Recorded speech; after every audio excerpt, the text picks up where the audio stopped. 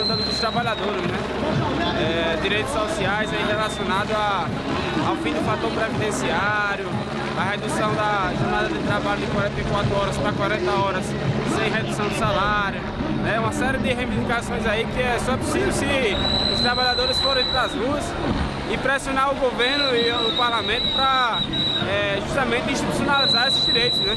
Para trazer novas conquistas. E só a luta consegue contribuir para que esses direitos sejam de fato atendidos pelos poderes públicos. Eu acho que é por aí. Aí só tem a somar, né? A pauta do busão, que é a pauta do transporte, é uma pauta também que dialoga com a pauta dos trabalhadores, né? O transporte de qualidade, o trabalhador que sai de casa e volta tarde do trabalho, transporte muito ruim, é interessante a gente dar melhor qualidade.